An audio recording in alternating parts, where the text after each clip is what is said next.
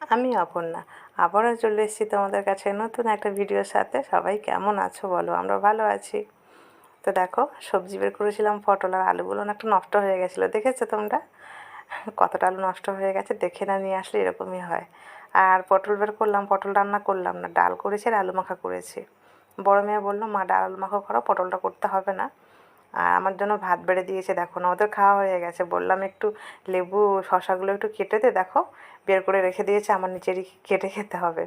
আর দেখো আচার, দেখো 2 ধরনের মা বানিয়েছে।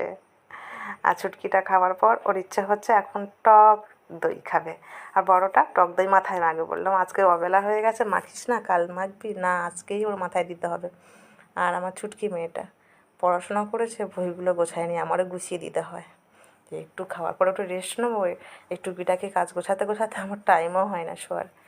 তো সবাইকে শুভ বিকাল, টাটা।